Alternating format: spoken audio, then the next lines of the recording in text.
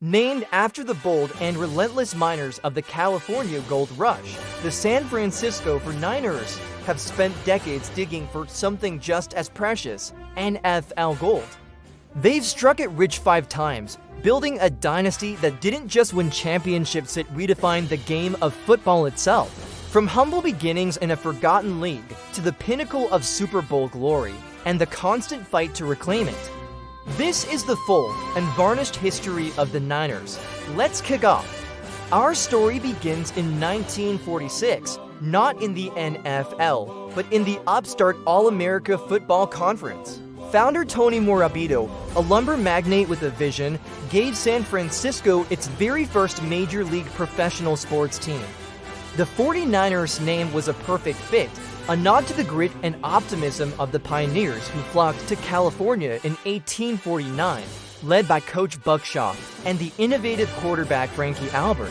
The team was immediately competitive, but they had one major roadblock: the Cleveland Browns, a powerhouse they could never seem to beat. In 1950, the AAFC merged with the NFL, and the 49ers, along with the Browns and Colts, were invited to the big show. And that's when they assembled one of the most legendary offensive units in history, the Million Dollar Backfield, for future Hall of Famers all playing together. Quarterback Y.A. Tittle, a gunslinger before his time, and a 3-headed monster at running back, Joe the Jet Perry, the first man to rush for 1,000 yards in back-to-back seasons. The elusive Hugh McElhenney and the powerful John Henry Johnson. They were an offensive spectacle playing in the foggy, windswept confines of Kezar Stadium. Yet, despite the star power, a championship remained just out of reach. The next 2 decades were defined by almosts. They even won 3 straight division titles from 1970 to 1972, but every time, their Super Bowl dreams were dashed by their new, bitter rivals, the Dallas Cowboys. The fan base was loyal, but they were starving for a champion. By the late 70s, the franchise hit rock bottom, but then everything changed. New owner Eddie DeBartolo Jr. made the most important hire in franchise history, a cerebral, innovative coach from Stanford named Bill Walsh. Walsh brought with him a revolutionary offensive philosophy, the West Coast offense. It was a system built on short, precise, horizontal passes, a rhythmic, controlled attack that used the pass to set up the run.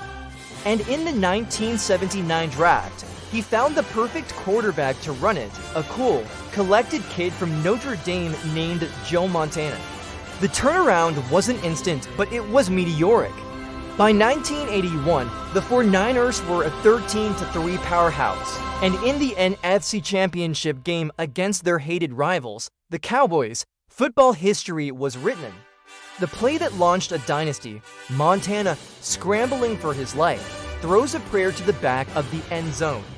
Dwight Clark, leaping higher than anyone thought possible, snags it from the sky. The catch, it sent the 49ers to their first ever Super Bowl, which they won against the Cincinnati Bengals. The floodgates were open.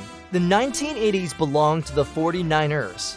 With Montana's unflappable leadership, the arrival of the undisputed greatest wide receiver of all time, Jerry Rice, and a bone-crushing defense led by Ronnie Lott, they were the NFL's model franchise. They won 4 Super Bowls in 9 seasons, including a 55-10 demolition of the Denver Broncos in Super Bowl 24, one of the most dominant performances in sports history. Walsh's West Coast offense had become the blueprint for modern football, but dynasties can't last forever. After Walsh retired, his successor, George Seifert, kept the train rolling, but a new drama was unfolding. The 49ers had another Hall of Fame quarterback, Steve Young, waiting in the wings. After a difficult decision, the team traded the legendary Montana and handed the keys to Young, and Young delivered, leading the 49ers to their 5th and final Super Bowl victory in the 1994 season, throwing a record 6 touchdown passes. But as the 2000s began, the legends retired, ownership controversies arose, and the team fell into a steep decline.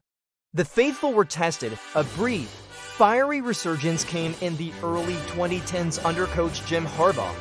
With a punishing defense and the electrifying play of quarterback Colin Kaepernick, The 49ers made 3 straight NFC title games and came within 1 play of winning Super Bowl 47. This era also saw Kaepernick's kneeling protests, a cultural moment that transcended football, which brings us to today. As of 2026, the 49ers are once again a dominant force in the NFL, under offensive guru Kyle Shanahan, a coach whose father coached on that 90s Dynasty team. The Niners have returned to their innovative roots. With Super Bowl appearances in 2019 and 2023, the quest for that elusive 6th ring is more intense than ever.